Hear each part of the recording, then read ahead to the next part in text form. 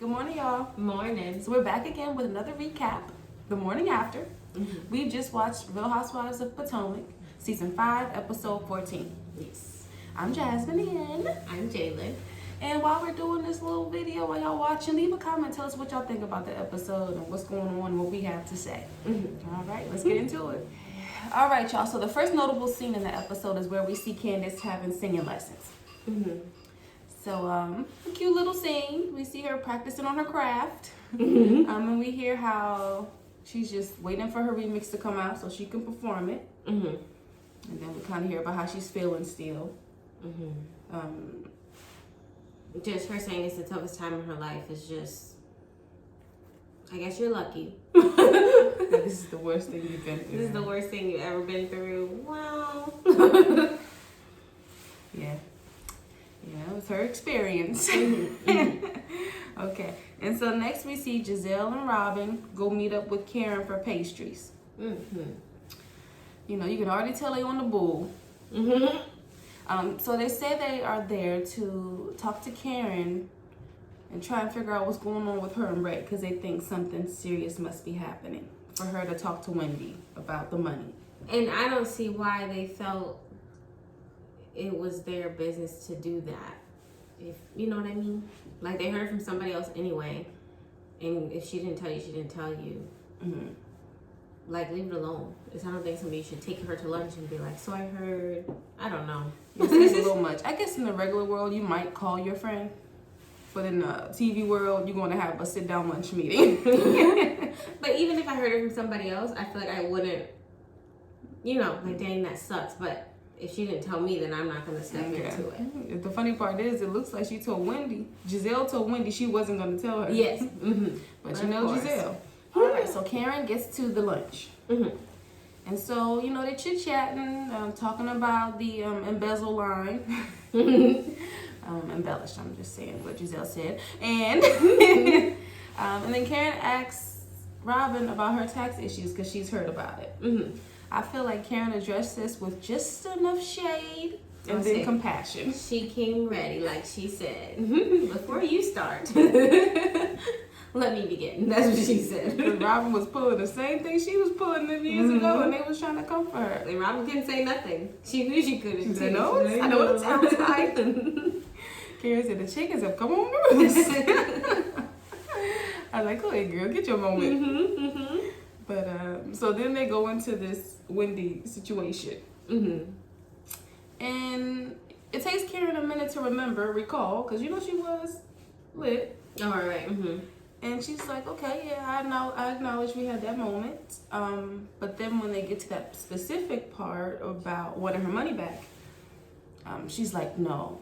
I think she didn't even think she was saying something in such a resentful manner for her to be, you know. Seeing the scene, even, it sounded like she was like playing. Like she was just, like, because they had issues, she was cracking a little joke, like, I need my money back. But it didn't seem like it was serious enough for it to be a thing. Right. Yeah, the way it was relayed made it seem like it was way more than what it was. And so I think that's where she was coming from with it. Yeah. And she was feeling the way, like, why would Wendy try and relay it like this? Or at all. It's extra. Now, the part that had me laughing, I had to rewind it a couple times when I seen Karen coming down those stairs as Wendy did. Little did I know we'll see this a few more times. Ooh, I like Karen. She's been handling everything right this season with her comebacks. Right. That's what I was thinking. She's quick with it. Yeah. She's ready, like she said, always. She does it in a ladylike manner. I would say it never comes off as if she's like a Giselle, like she's gossiping. She's responding. She never seemed nasty. Right. She just tell it like it is. In the most ladylike way. You gotta respect it. So let's talk about Wendy real quick. We see her in a little scene, taking things way out of proportion. Yes. She says, she's so offended because Karen called her ignorant. When it makes no sense to me, because when Karen made this statement that she made, she began it with something like, for an intelligent woman or an educated woman, right now you're being ignorant. They're getting classy, like you said. ladylike. And in that statement, it's not taking anything away from your education, your degrees. It's acknowledging that. Right. Just saying something about this moment and how you're reacting. Yes. And I was thinking, at first I was like, doesn't ignorant just mean like you don't know? Exactly, that's the definition. Well, then I Googled it. Hold on, what is that? And the very first thing that came up, it did say something along the lines of uneducated. What did it say? Uneducated, another word, but it did mean uneducated. Let's say. I thought it meant you didn't know. Yeah, I'm like a lot of, and I think that's how Karen meant it as well. Was just you don't know. Maybe they added that to the dictionary recently. Right. Because then I've seen other people say it the same way too, like ignorant as in like you just don't know. But the way that the definition was, I was like, well, maybe they put that in there when they put in bling bling. And then I'm like, maybe that's what why Wendy was so offended. Because she's so educated with her 4 degrees, she knew what anyone meant. She knew it by the book. Okay. I know. But even still, Karen still acknowledged that she is an educated woman. She didn't mean it that way, no matter what. I need to look at the dictionary. All right, the next little scene, we see Ashley at a therapy session. And we hear that, I guess a couple things. One is that, with her new mother stepping into motherhood, she's feeling less, sexual and more of a vessel for her child. Is that the word? I don't know. It happens, I guess. And we also see that she is still dealing with her postpartum issues. Yeah. But I feel like sometimes it's just adjusting to motherhood is something extremely new to adjust to, especially if you're used to a certain lifestyle. It can really used to a lifestyle, and if you had a mindset of how things were going to go and things don't go that way or something like that, it's just a lot. It can be a lot to adjust to, but yeah, you get through it. And then we see Candace meet with Chucky, the producer, and he offers her a spot on the label. And she's very touched. So the next thing we see is with Monique at the house, getting ready on a typical morning. Yes. From that scene, I did notice and want to point out, you can tell she's a control freak. Just from that scene? I mean, it put it out so well. She's like, get your daddy so he can help me with y'all. Yeah. Soon as he come down to help. They're not taking that. Put it down. That's over there. Did you push his hand? Chris already know. He said, I did, but if you want to do it again, you can. That's how you know he be putting up with it. I was about to say, you can tell she's getting on his nerves. Do you one thing. What did you even call me down here for? He could have been on the toilet. And then we also, I guess, realize that she is still having to deal with these charges running through her head. Which, I don't know, her reaction to her getting charges for what she did was kind of like, I guess you don't expect everything about it, but you can't not expect it if you're putting your hands on somebody. It's definitely a possibility that you can get in trouble for what you're doing. So it's kind of like, don't feel bad now or talk about how you might get arrested now, because you did do it. I know you feel that, Lisa King. All right, and so the next scene we see Ashley and Dean go visit Giselle at her house. In that moment, this is where we hear that Ashley is ready to have another baby, right? Is that what they said? I think that's what she said. Yes. A part of me was like, I missed it, but go ahead. If she's dealing with these struggles right now, would it be the best time right now to have another baby? Let's get to the first one first. Whatever works though, because she's taking care of baby. She seems to enjoy motherhood and all of that, despite her postpartum issues. Okay, so we also hear that Ashley is thinking about taking her girls on a trip. Yes, a girls trip. And the idea comes up of bringing Monique. Giselle shut it down. Like, no, it's not gonna happen. And I just felt like she should have just spoke for herself. Like, why are you speaking to everybody else? Robin gonna be out. Wendy ain't coming. Giselle, you're out. Let's just leave it at that. So now we get to Robin's modeling session. Mm-hmm. And so Robin's there, Giselle's there, and Wendy's there. Mm-hmm. And so in this moment, you know, thirsty Giselle, and I would include Robin as well, because, you know, Robin be trying to put it off on Giselle, but she be right beside her. Yeah. She's like, okay, I don't got to be the messy one, but I can chime in when you chime in. Right. But, yeah, Giselle thirstily took this opportunity to tell Wendy about their meeting with Karen. But, of course, they got to put extra on it as usual. Not only that, but again, you set this meeting to help your friend and make sure she's all right. And that's the first thing you want to do with after your meeting?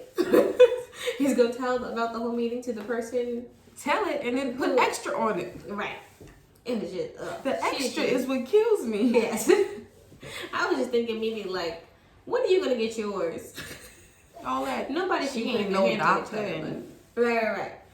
Oof, oof. And see, in those moments, that's why I gotta blame Robin too, because Robin don't be like, she ain't say all of that. Right. She's not correcting him. Mm-hmm. You know she's sicing it. You know how Giselle do something. She just I know, and part of me is like, why would Robin want to be friends with somebody so messy? But now that you say that, well, yeah, she's just part of it. Then in the camera, want to talk about, you know, Giselle can't miss a moment to be messy. And you can't miss a moment to be there on the sideline. Right. Okay. Now, the ladies arrive. Everyone gets there. They have the little model shoot or whatever. Mm-hmm. It's cute. Mm-hmm. So then Ashley invites the ladies to a place. She pulls out the flag. Right. I want to know where we was going. But of course, the educated woman, Wendy. I would say Miss Degree. Go ahead. But if she says it's because of soccer, I'm like, oh, okay, that makes sense. You know, that is probably, you know, they watch soccer at the house. I guess we can note here that Ashley makes it official that Monique is not going to be coming on the trip. All right. Okay, and so then after that, this is where Wendy decides to try and take her moment to address Karen. You know, Wendy Osefo, she's reaching. She's reaching, and that's about it. She ain't getting hit nothing on the head. Right. This is where she says she doesn't brag about her degrees. And I was confused. They show the clips of all the time. Right. Everybody, I think, and their mom know how many degrees she got. Even in the beginning of this episode, when she's talking about, when Karen's talking about her, she went down the line. I finished this degree while I was pregnant. I was doing this degree while I was pregnant. Like, okay, we get it. Congratulations. Wendy is not getting that. Karen wasn't even trying to come at your education. Right. Mind you, she's not really letting Karen get a word in with this whole thing. Be what she does. And Karen's being ladylike, right? Right. Can I speak? Can I speak? She finally got a chance to speak. She broke it down beautifully. Yes. And as always, she was ready. Had a shade. Put her potion together. She got the perfect concoction. Because lately, after she say anything, it's just like, respect. Right. What can you do? That's why Ashley, I don't know if you noticed, she was like, okay, Karen. It's like that. I will say that Ashley is the little voice in the corner acknowledging somebody. Okay. You did that. But Karen points out something so true. It's like, you know, all of our issues have been when someone else is involved, trying to interpret something or put extra on. I was trying to see her hand when she did that, because it kind of looked like she was like, when someone else is involved. They already know it, and it's the truth. Yes. Y'all issues have been because of what somebody said happened. Right. And how they want to put it and word it. Right. Even the freelance and floozy. Karen ain't never say floozy. Right. Giselle, you be doing too much. That's what I said. When is she gonna get hers? They shouldn't even be on each other. They should both be looking at Giselle. Like, when are you gonna stop? Well, Karen did acknowledge, I'm gonna just excuse you, and I'm gonna look at Giselle for this. Yeah. I did like how she said, when she was talking to Wendy about her degrees, that like how she doesn't have a degree, and it's just she's still making it type of thing. And I was thinking Wendy should see, as her being in her position of speaking for women, Black women, the people, she should see it as like, you know, a Black woman still making it without a degree is still a big accomplishment as much as you making it with 4 type of thing. You know what I mean? Like, yes, it's rare for Black women to have PhD. What did you say? Less than 2%. Mm-hmm. But she probably don't feel that way. Well, right. But she should. I feel like her having the platform she does, she should. Yeah, that would be nice if she, you know. But I just like how if everybody was equal. But she probably do have the sense of, I'm better than y'all because I have 4 degrees. And I'm not from here. Look, I'm saying, where are you from with that accent? I'm not from here. I'm from Nigeria with an European accent. Okay, this is where it gets funny and, you know, they lighten the mood. So Karen goes as far as to show, you know, I just copied you. I'm going to show you right now what I did. Keeping it real. Yeah, and she did it. Mm-hmm. So, you know, everybody started doing it too. And everybody slithers on out the door. Right. And at that point, even Wendy had to laugh. You can't be mad. She did say it to you. That's why you have to respect somebody like that. Even if she was talking behind your back, when it came to in your face, she laid it out on the table. And it kind of look how she came down the steps, you know, long. It is funny. Mm-hmm. Okay. Now it's 2 days later. Mm-hmm. And we find out that Monique has decided to press charges on Candace. Somehow.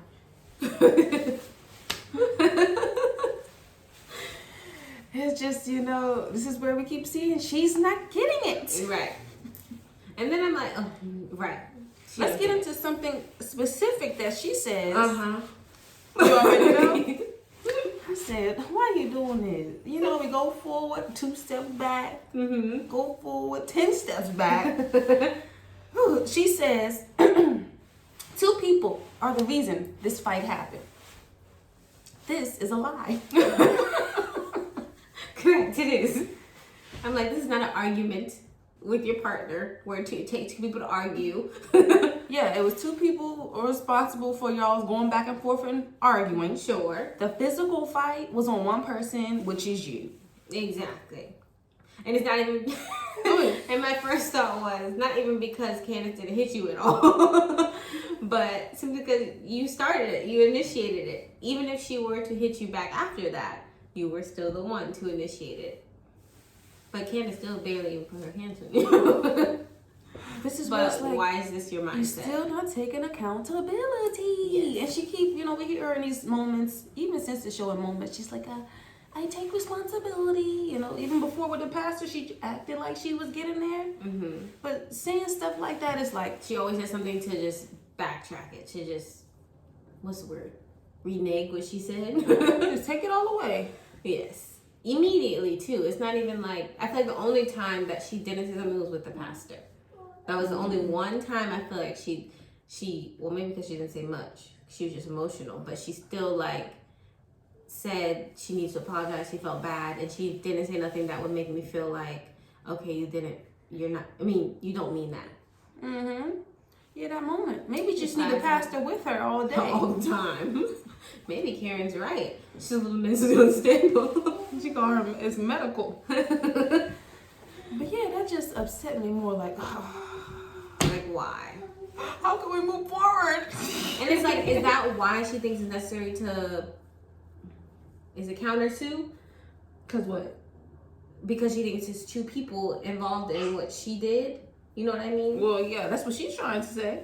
Like, and then, so I understood Candace's frustration, because then it's like, your lawyer must be janky to sit here and think that you have something to get away with. Well, I'm wondering, because you know, Monique have her twisted version of events. Her tale could have probably been that she hit me with a glass first. Mm-hmm. I want to press charges. That was my other thought, is I wonder if, I guess now we know real time what the charges, they weren't, I guess they were dropped on both sides or something. Mm-hmm. But they couldn't use footage from the show. I wonder if it's like part of the contract or something, like they can't, is that not proof?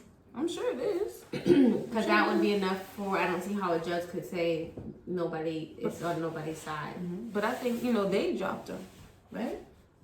Or they didn't jump? Well, I'm going according to Monique, but who knows if it's true. Oh. But remember, she had posted something that said the state had dropped both sides, or however you word it. Well, we might have to wait and see what happened, because we didn't heard how her thing's gonna be a little twisted. But then I also want to say, Candace need to calm down, because clearly she don't want to get into another fight.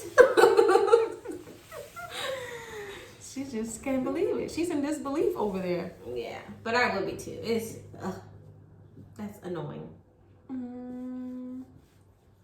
Oh, you gotta end it with a bad note on Monique. Oh.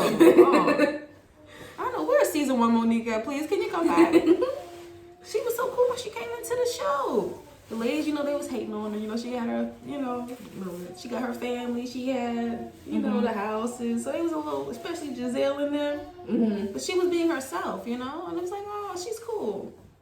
I don't know what's going on. But that was it for this episode, y'all. Mm-hmm. Let us know what y'all thought about it. Hit the like button. Yeah. Subscribe. We're working our way up slowly but surely. Yes. We appreciate it. Yeah, we want to celebrate when we get to 30. Mm-hmm. All right, y'all. So we see you next time. All right. Bye.